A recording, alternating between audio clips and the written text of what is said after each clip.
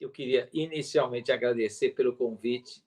Me sinto e nós nos sentimos muito honrados de participar dessa festa e desse aniversário da igreja.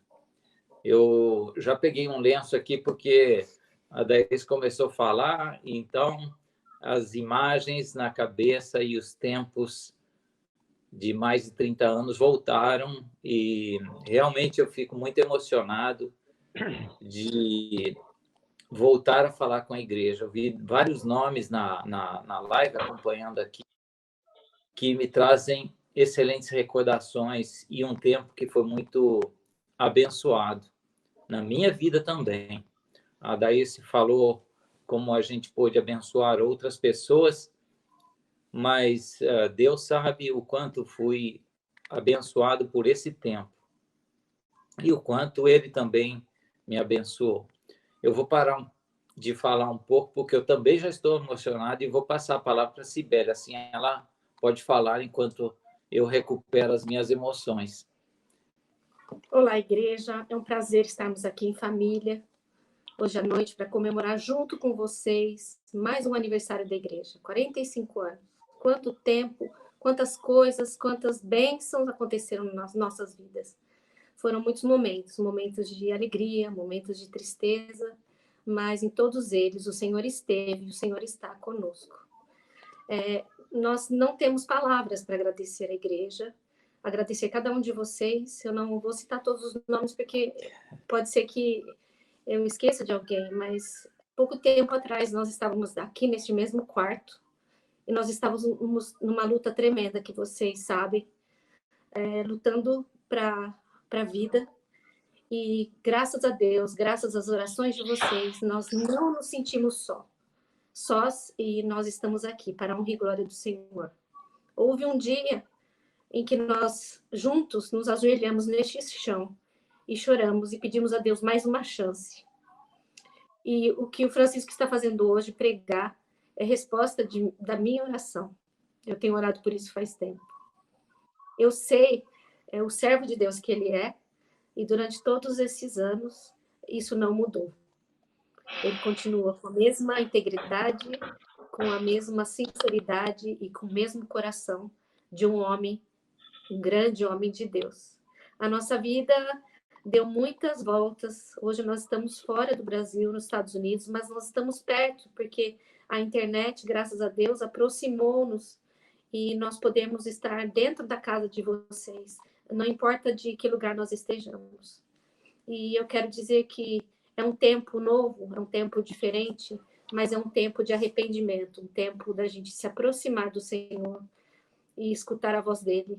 Nada nesse mundo é importante, tão importante quanto estar no centro da vontade de Deus. E é esse lugar que eu quero que você e eu, e a nossa família, e a vossa casa estejam. Parabéns, Igreja Congregacional de Mococa. Nós estamos mais maduros, mais bonitos. Claro. E o nosso filho Natan aqui conosco. Foi um dos nossos grandes milagres. E nós agradecemos a Deus por isso. Louvamos a Deus pela vida de vocês. E agora, com a palavra, o Espírito Santo de Deus, através da vida do Francisco. Deus abençoe cada um e honre. Agradeço muito pela vida do irmão Nico, da irmã Nilda, e peço que o Senhor entre com providência na saúde deles. Eles abriram a porta da casa deles, o coração, e muitas vezes deram pão e tantas coisas. E que o Senhor recompense e dê em dobro para a família e para cada um de vocês. Um beijo grande, Deus abençoe. Obrigado, filho. Obrigado, Si. Realmente estou emocionado, mas é um prazer falar com vocês.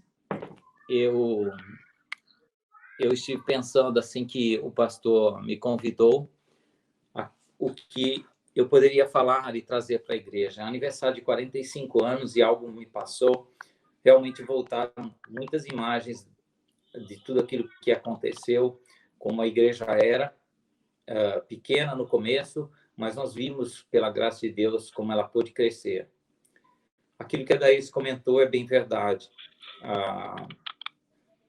aquele tempo com os jovens foi imprescindível para o crescimento da igreja, e nós tínhamos uma juventude que era bastante forte e arraigada nas coisas de Deus. Claro que sempre tinha alguns que tentavam, e a gente ia lá buscar, e a gente tentava de todas as maneiras fortalecê-los, porque havia necessidade de crescimento. Então, não é muito diferente o que eu vou falar com vocês hoje, porque tem muito a ver com isso. Como está próximo de Deus e como está alicerçado nas coisas de Deus. Isso não é difícil, isso é uma questão de decisão. Então, parte-se de uma decisão de estar ao lado de Deus. Isso não é, às vezes nós ouvimos pessoas ou ouvimos ou existem acontecimentos e nos desculpamos dizendo isso nos afasta de Deus. Mas não existe desculpa. Existe a necessidade de uma decisão, e essa decisão ela é muito importante. Se você decidir ficar ao lado de Deus, não existe nenhuma tempestade, nenhum problema, nenhum vírus, nada que pode te afastar de Deus. Isso está na Bíblia, em vários lugares nós podemos encontrar. Então, hoje é um prazer para mim. Como a Cibele falou também, há muito tempo que eu não prego, ainda mais na internet. Estou me achando assim, então, bem especial, né? Fazer isso, olhando para um computador, olhando para um telefone e pregar. Mas eu sei que vocês estão aí atrás e é muito importante que você abra o seu coração para ouvir aquilo que Deus, através de mim, mas através do Espírito Santo, pode tocar na sua vida. Primeiro, ele já falou comigo, isso sempre foi algo muito importante. Muitas vezes eu pregava na igreja, e eu vou lembrar isso, igreja congregacional, e eu pregava, mas o meu maior temor sempre foi entregar da parte de Deus. Isso é bastante importante, porque preletores podem até falar bonito, mas é necessário que se passe um tempo com Deus e busque aquilo que Ele deseja falar.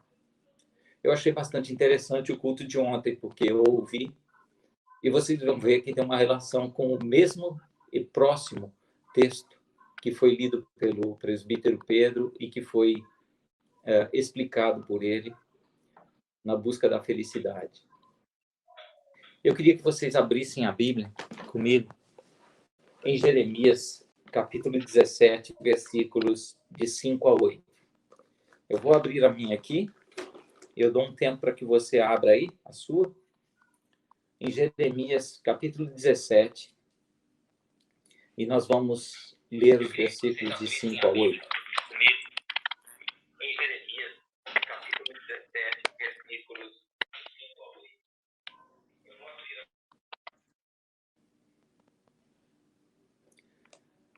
Creio que os irmãos já conseguiram achar. Vamos ler esse texto. Jeremias, capítulo 17, o verso 5 ao 8. Assim diz o Senhor: maldito o homem que confia no homem, faz da carne mortal o seu braço, e aparta o seu coração do Senhor.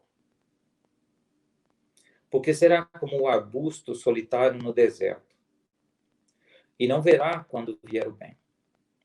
Antes, morará nos lugares secos do deserto, na terra salgada e inabitável. Bendito o homem que confia no Senhor e cuja esperança é o Senhor. Porque ele é como a árvore plantada junto às águas, que estende as suas raízes para o ribeiro, e não receia quando vem o calor, mas a sua folha fica verde.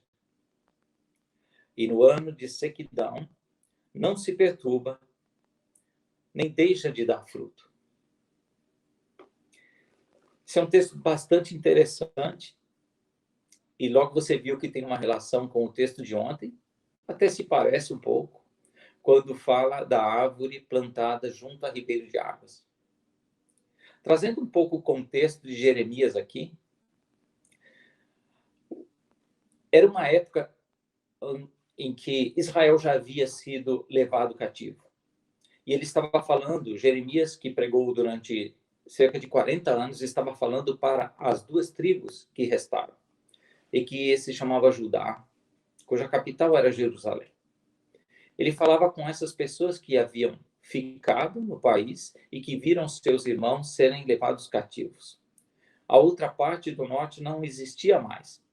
Ficou a parte do sul.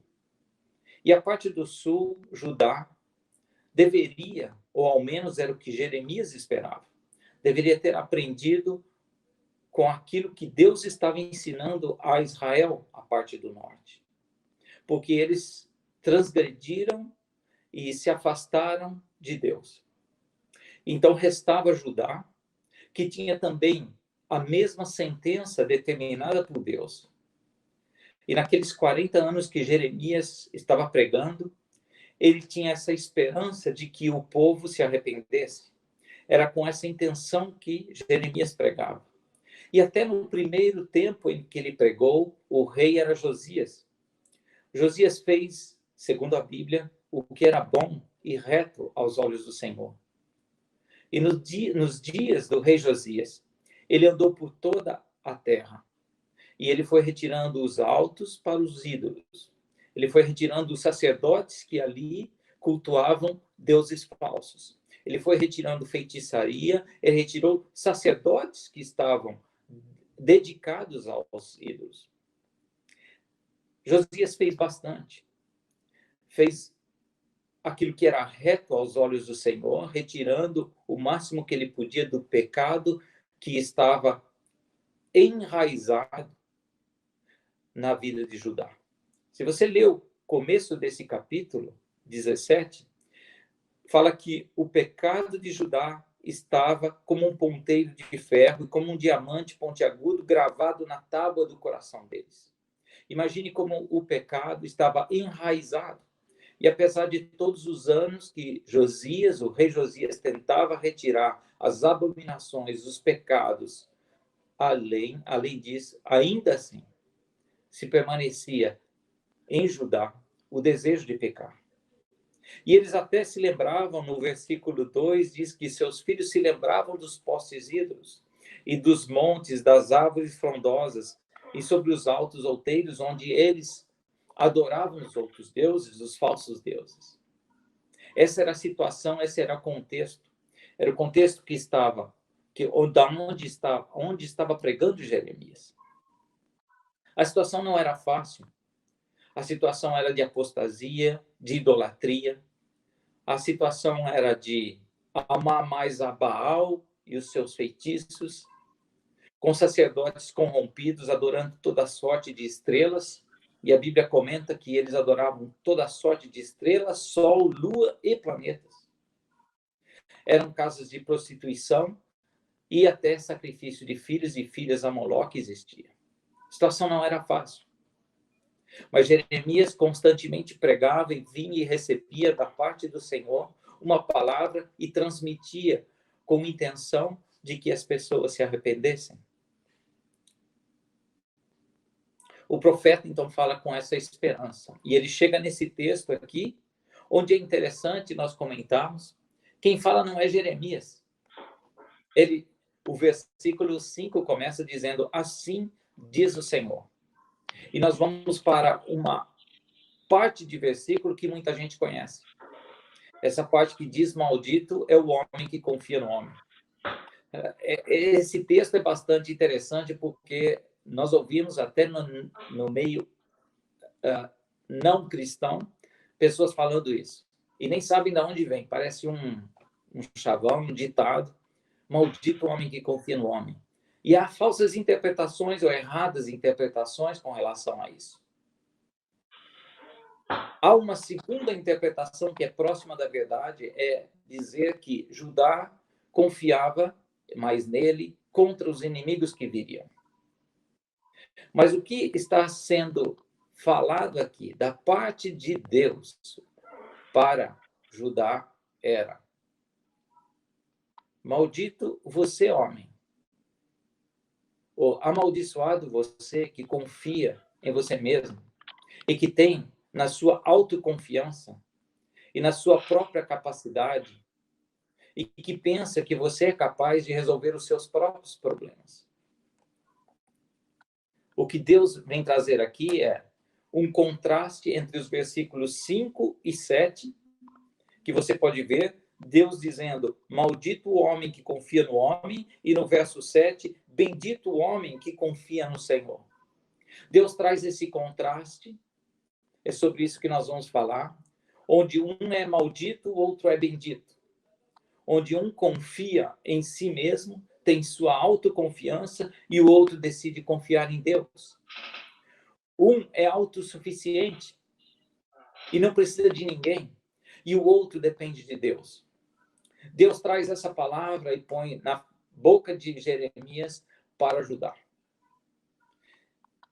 Essa palavra também é usada para mim. Ela pode ser usada para mim e para você. Onde é que está a nossa confiança? Onde é que Judá depositaria a confiança deles?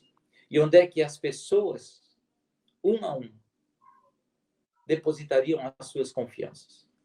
Confiança em Deus ou confiança em si mesmo? No final da história, porque nós já a conhecemos, vimos que Judá decidiu confiar em si mesmo. Nós vimos que as pessoas que ali moravam decidiram confiar em si mesmos e ter confiança na capacidade deles de se proteger. E não buscaram a Deus. O final disso, depois de 40 anos de pregação de Jeremias, Judá foi cativo. Foi levado cativo. É interessante falar sobre confiança aqui. Confiança, como eu disse no começo, é uma decisão. Você pode decidir. Está à sua disposição decidir. Se você quer confiar em você ou prefere confiar em Deus. O esboço que eu preparei aqui, ele tem como título: que tipo de árvore eu sou? Baseado nesses dois versículos, o versículo 6 e 8, há uma apresentação de dois tipos de árvores. Um é um arbusto e o outro é uma árvore.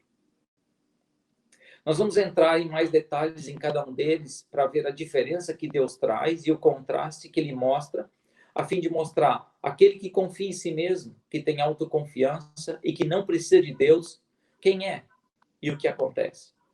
E o outro que confia em Deus e que espera em Deus e que busca a Deus, o que acontece com ele e quem ele é.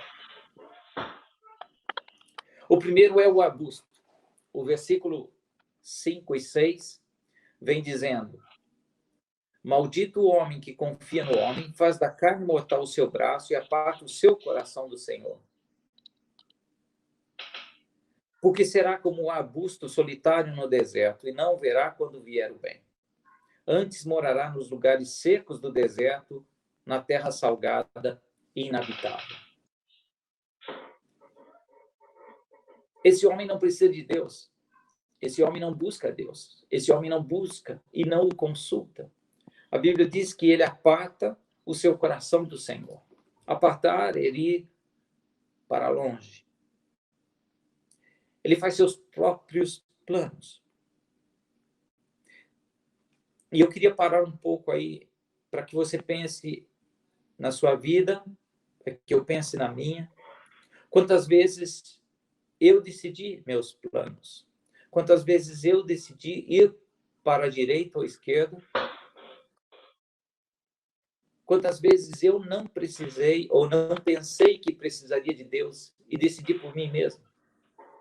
Quantas vezes eu afrontei a Deus dizendo: eu sou capaz, eu tenho autossuficiência. E vocês que me conhecem sabem que eu sou uma pessoa bem prática. Como é isso na prática? Como é dizer: não, Deus, eu não preciso de você. Isso é fácil. Quando você acorda todo dia e vai trabalhar, e você não fala com Deus. Hoje, naquele dia, você simplesmente disse, por que Deus, você está aí? Ah, não sabia. Eu não preciso de você. Veja, eu acordo, eu vou trabalhar. Eu volto. Eu faço e aconteço. Eu compro, eu vendo. Eu vou para aquele país, eu vou trabalhar ali. Eu serei isso e eu serei aquilo. Esse é o tipo de homem que não precisa de Deus. Esse é o tipo de homem que eu e você conhecemos. Eu e você dissemos, nós temos Deus e Ele habita no nosso coração. E nós nos convertemos. Mas há um paralelo. Muitas vezes temos o Espírito Santo dentro de nós. Mas não o escutamos. Vivemos a nossa vida sem consultá-lo. Sem buscar a Deus para os nossos detalhes, para os nossos planos, para o nosso dia a dia. Isso é simplesmente a demonstração de que não precisamos de Deus. Que não dependemos dele. Que para nós tanto faz. Vamos viver a nossa vida.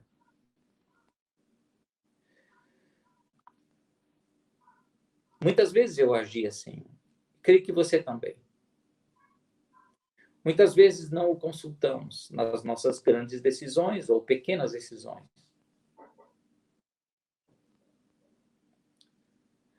Vamos ver o que acontece. Deus chama esse homem que não precisa dele, que é autoconfiante e que aparta o seu coração dele, o chama de arbusto e dá uma imagem interessante, que eu gosto bastante e aprendi com ela. Primeiro é um arbusto, em contrapartida o outro é uma árvore. Um arbusto é menor, um arbusto em que Deus diz assim, solitário no deserto. É bastante interessante, solitário no deserto, porque eu conheço deserto, né? Eu fui trabalhar em Dubai e vi deserto. Primeiro, não tem nada. Então, você olha e vê, não tem nada, tem areia. E Deus diz assim, você que não precisa de mim, você é como um arbusto nesse deserto. Onde existem grandes dificuldades, você está solitário lá. Não tem com quem contar. Aliás, você não precisa, porque você não está procurando esse Deus. E a vida ali está difícil, naquele deserto. E você sem Deus. Esse é o arbusto. Essa é a pessoa que não precisa de Deus. Então, é como se ele estivesse nesse deserto. Eu sei que o deserto não é fácil. Eu sei que o deserto traz uma situação difícil de dia e de noite. A segunda observação que Deus traz é esse arbusto solitário no deserto, ele experimenta sequidão. Interessante como Deus é bem didático, né? E ele fala, além de estar no deserto, vai experimentar sequidão. Bom, é quase uma redundância, porque no deserto, o deserto é bem seco. Toda a água ali é evaporada em segundos. E Deus diz que esse arbusto, esse homem, que não precisa dele, vai morar nesses lugares secos do deserto. Ele enfatiza seco no deserto. É interessante porque você sabe que pode existir oásis no deserto. Mas Deus não está falando disso, ele frisa bem que não vai viver no oásis, no deserto. Ele vai viver realmente num lugar seco. Em outras versões dessa palavra, no verso 6, ele diz que esse arbusto aí é uma tamargueira ou uma tamareira. Essa é uma árvore que consegue sobreviver no deserto a alto custo. E ela consegue absorver o mínimo de água, que já não existe, e ela sofre para manter-se viva. Esse é o homem que não busca Deus, que não confia em Deus. E mesmo que ele vive no deserto, ele tenta, por sua própria força, resistir às intempéries.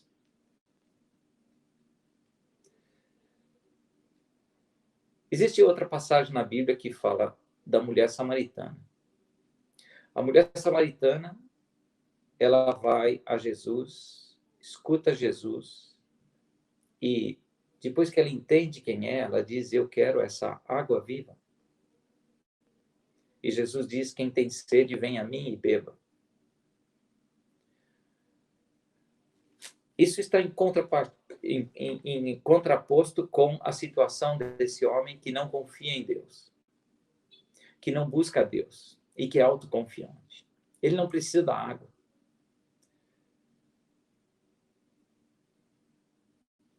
Quando nós falamos às pessoas que ainda não conhecem Jesus, existe um grande vazio dentro deles.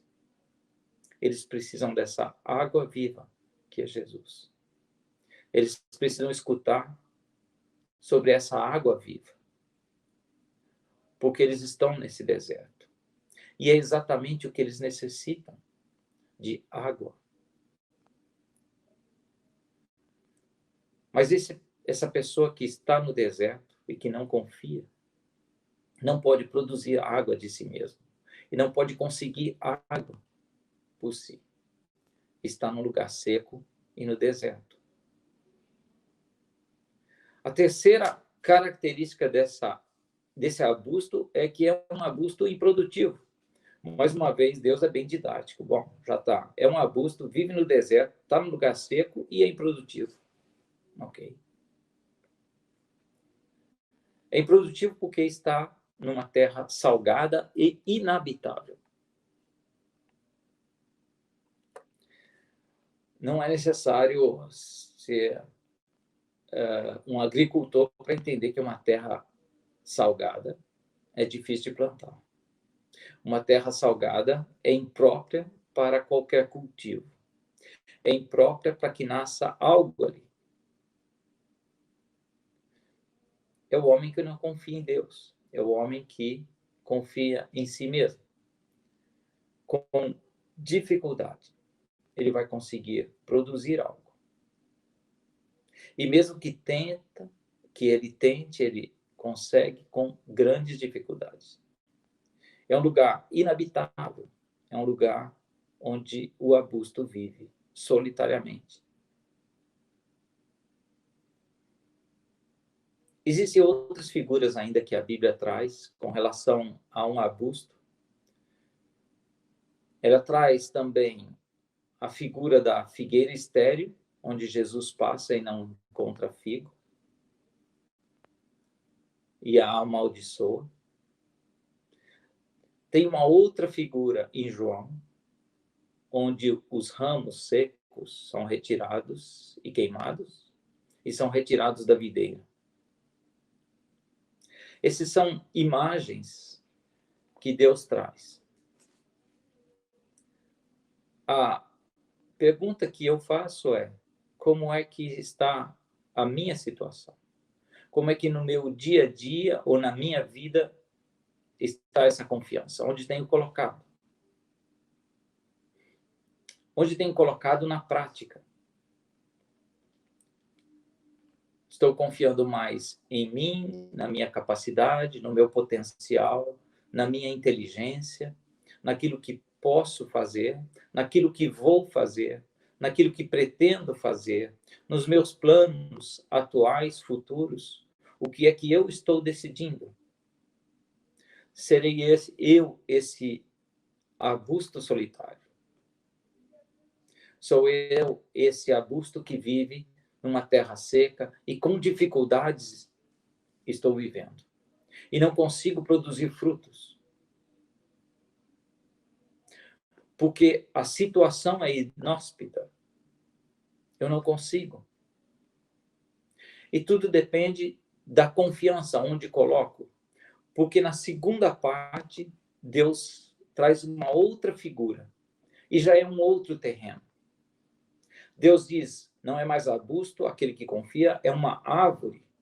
Mas o que é interessante é que Deus pega essa árvore, alguém que confia nele, e o planta ao lado do ribeiro. Os dois terrenos são completamente diferentes. São completamente opostos. Um já traz a condição para que se produza frutos, e o outro é impossível. Por mais que o arbusto tente, é muito difícil. É impossível produzir frutos.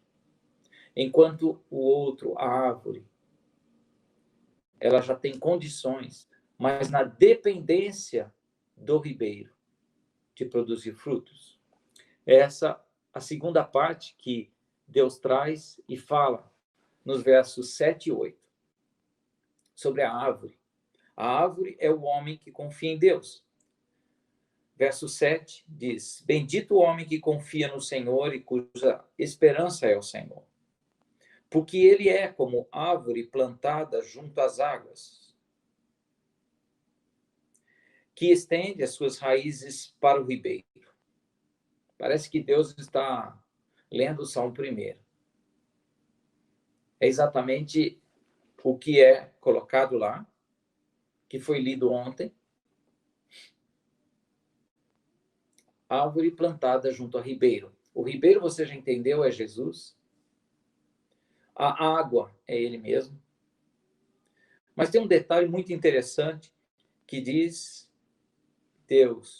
diz que esse homem que confia é essa árvore plantada. Mas essa árvore estende as suas raízes.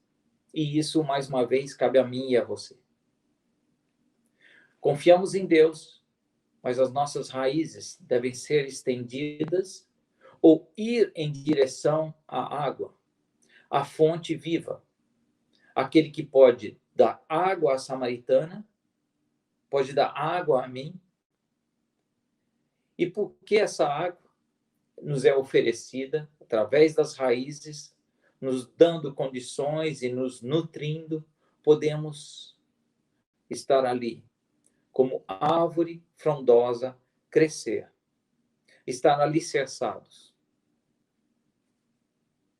Esse é o homem que confia, é o homem que consulta Deus, é o homem que nos seus planos envolve Deus, é o homem que, segundo o Salmo 1, medita na sua lei de dia e de noite, e que dá a importância a Deus no seu dia a dia.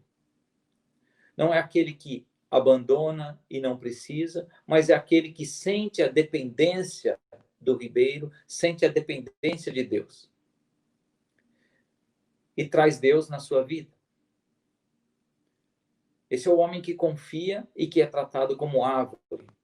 E ele também tem 3 características que eu queria conversar com vocês. Primeiro é que ele está plantado junto às águas, estende as suas raízes para o ribeiro. Ele está em uma terra fértil. Ele tem condições de crescer. Ele está em uma posição favorável. Isso é interessante, porque quando confiamos em Deus, Deus trabalha na terra. Deixe-me explicar isso para você.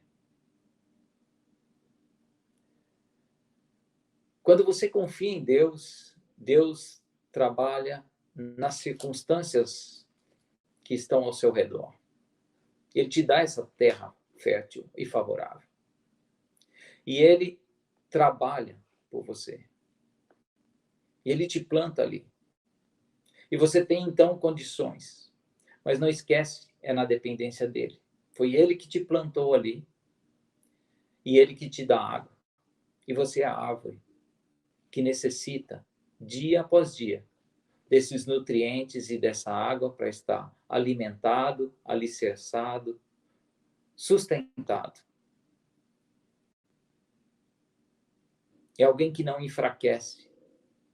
É alguém que está na dependência de Deus. O segundo ponto, e que é bastante interessante, é uma árvore que não receia o calor, mais a sua folha fica verde.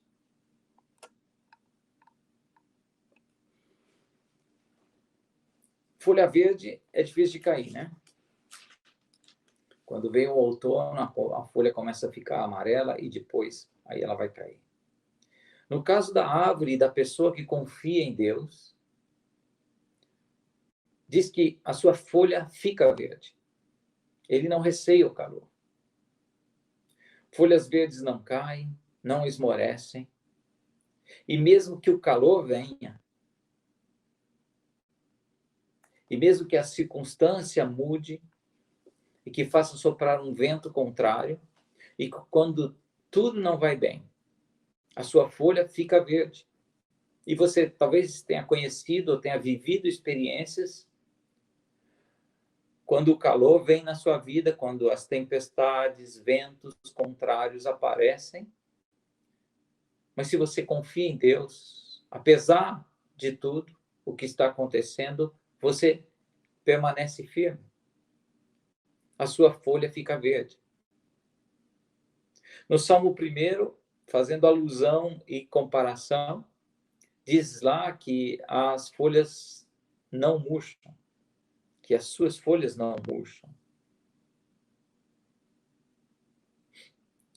A folha verde também produz refrigério, produz sombra.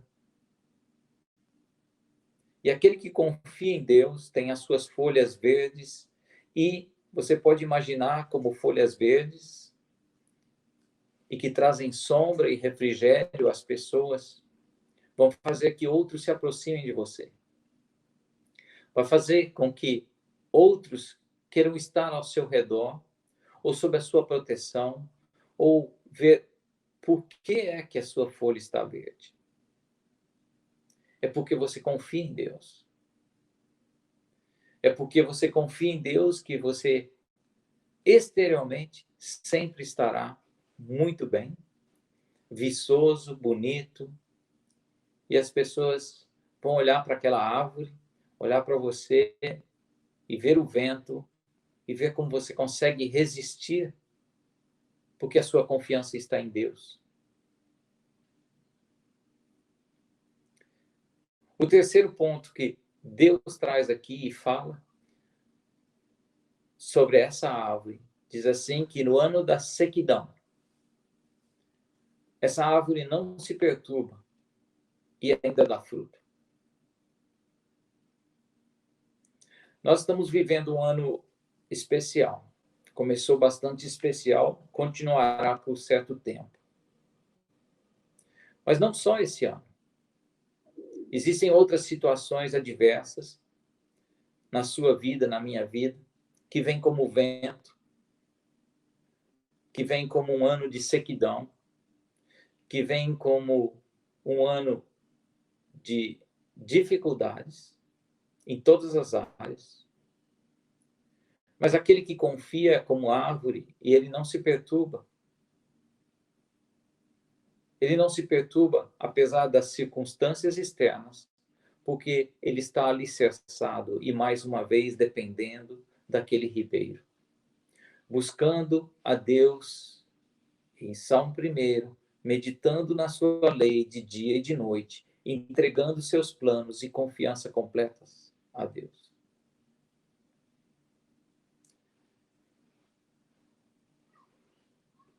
Podemos fazer 3 testes para saber como é que estamos, ou como é que a nossa vida de árvore tem sido. O primeiro é como você está.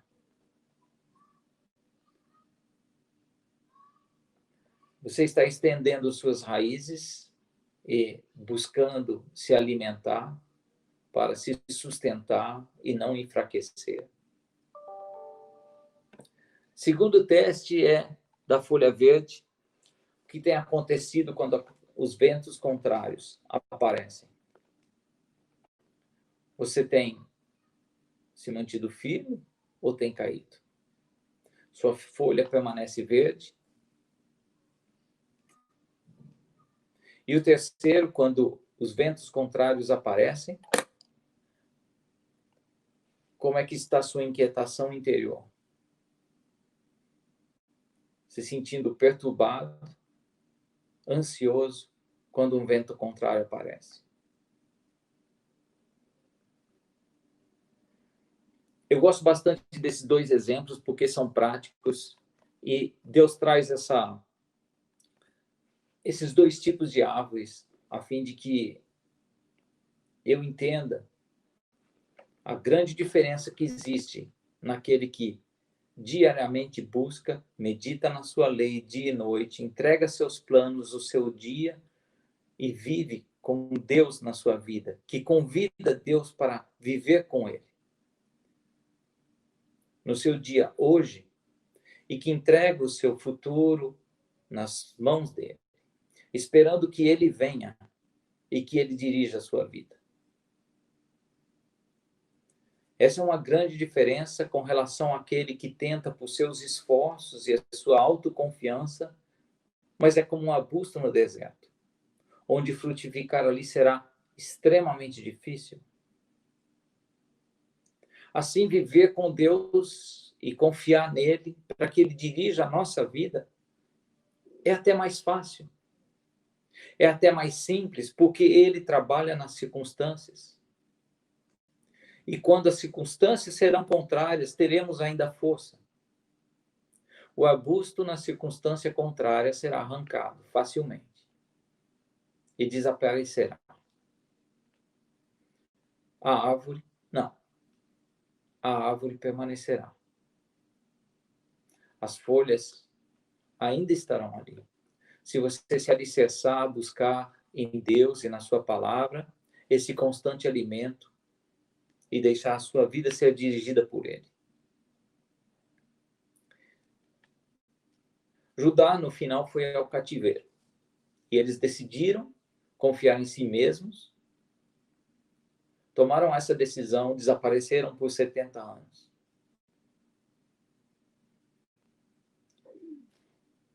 Eu quero encorajar você, e eu estou encorajando a mim mesmo, não de boca a confiar em Deus. Não dizer eu confio em Deus, mas na prática, deixando que no meu dia, Deus se inclua. Que o Senhor venha no meu dia e dirigir a minha atividade, aquilo que eu faço. Se você vende, Senhor, vem comigo. Se você compra, Senhor, devo ou não? Me ajuda. Senhor, quais são os planos que o Senhor tem para mim? Onde vou morar? Onde vou viver? E isso acontece na nossa vida. Hoje nós estamos aqui nos Estados Unidos, não sabemos se vamos continuar e até por quanto tempo. Existem decisões que o presidente aqui toma. Existem vírus. Existem várias circunstâncias. Mas o que é mais importante é permanecer firme porque confiamos no Deus que temos. E podemos esperar dele a solução. Eu não sei qual é. E nem preciso saber se sou uma árvore que confia em Deus. Se o ano é de sequidão, se o ano não é de sequidão, eu posso ainda dar frutos, porque eu confio em Deus. Esse é o meu convite para você. Esse é o convite que Deus fez ao povo de Judá, e mostrando essas duas imagens. Cabe a nós a escolha. Cabe a nós a escolha. É uma escolha de todo dia. É uma escolha que, quando eu acordo, eu tenho que decidir. Senhor, hoje, o Senhor vem comigo. Senhor, hoje, no meu trabalho, vem comigo. Senhor, eu preciso de Ti. Senhor, eu dependo de Ti. Senhor, o plano que eu tenho para a minha vida. Toma conta. Olha, conduz. Fecha a porta e abre porta. O Senhor é mais forte que eu. O Senhor é muito mais forte que eu. O Senhor é capaz de abrir portas e fechar portas.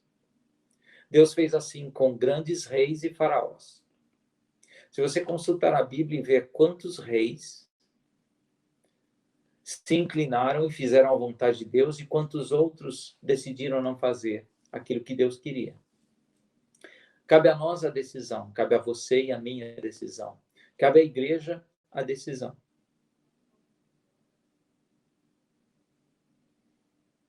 Quando os ventos são contrários, quando a situação é contrária, é aí que sabemos se somos árvores ou arbustos. E pelos frutos, assim como diz a Bíblia, nós seremos conhecidos. Qual é o seu fruto?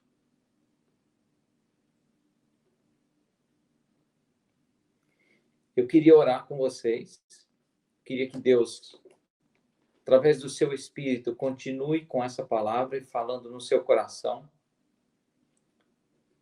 e que você não fuja de Deus, e que você busque a Deus no seu dia a dia, que Ele faça parte da sua vida, do seu cotidiano, e que você vá com as suas raízes estendidas ao ribeiro, buscando seiva, buscando água,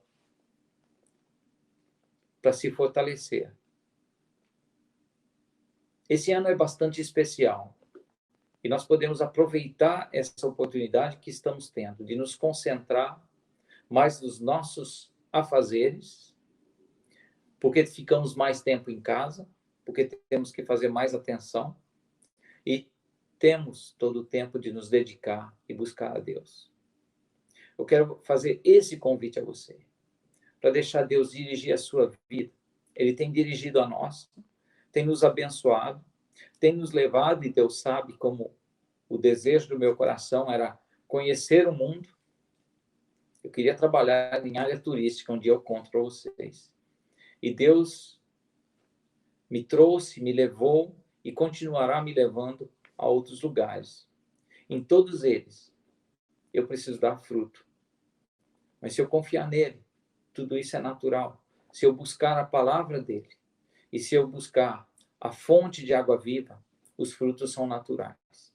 E todo vento contrário, todo ano de sequidão, não vai me abalar, não vai me perturbar.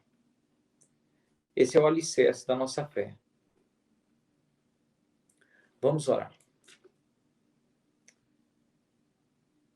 Senhor Deus, quanto precisamos de Ti, Senhor Deus. Precisamos de Ti no nosso dia a dia, no nosso cotidiano. Sentimos essa necessidade de buscar essa água, Pai, para nos mantermos firmes, alicerçados, e quando as circunstâncias contrárias vierem, não seremos abalados. E tudo isso porque dependemos de Ti. Tudo isso porque estendemos as nossas raízes na Sua direção. E o Senhor nos nutre e nos mantém. Tudo vem de Ti, Senhor Deus. Ajuda-nos a sermos árvores, Pai. E quando sentimos, Senhor Deus, que estamos nos transformando em arbusto, corrija-nos, Pai. Traz à nossa mente o quanto podemos ser frutíferos na Tua presença. Perdoa-nos quantas vezes deixamos o Senhor de lado e não Te buscamos. Perdoa-nos quantas vezes não colocamos o Senhor nos nossos planos e decidimos por nós mesmos. Perdoa-nos, Senhor Deus, de nos afastar de Ti. E traz-nos, Senhor Deus, junto à corrente de águas, para que cresçamos como árvore, Pai. Te agradecemos por essa palavra que o Senhor trouxe através de Jeremias. Te agradecemos por esse exemplo, porque o Senhor, através do Teu Espírito, fala ao nosso coração. Quero também te suplicar, Pai, que o Senhor abençoe essa igreja, que o Senhor a abençoe com toda a sorte de bênçãos. Te louvo por esses 45 anos da igreja. E te peço, Senhor Deus, que o Senhor traga mais e mais frutos, Senhor Deus. Que o Senhor alicerce esse bosque de árvores. Essas pessoas que vivem naquela cidade, Pai, possam ser refrigério, providenciar sombra com suas folhas verdes, a fim de que outros sejam atraídos. Que o testemunho seja vivo, claro, e que as pessoas se espantem ao ver quantas árvores existem naquela igreja. Abençoa, Senhor Deus, o pastor, abençoa os presbíteros, abençoa a direção da igreja, abençoa a juventude, Senhor Deus, que ali está. Que sejam alicerçados e que sejam nutridos pela tua palavra, que o Senhor venha, através do teu Espírito, dar condições a essa igreja de crescer, Pai, e ser uma luz e sal ali naquela cidade. Peço que o Senhor os abençoe, que o Senhor cuide deles. E te agradeço pela oportunidade que o Senhor nos dá de entrarmos em contato com eles, de poder ajudá-los e eles a nós, pelo período que aconteceu, pelo vento contrário que passou na nossa casa, mas porque temos confiança em Ti, o Senhor nos ajudou. Porque esses irmãos também oraram, Senhor Deus. Posso hoje estar aqui. Te agradeço e te louvo, Senhor Deus, por esse dia e por essa oportunidade. No nome de Jesus.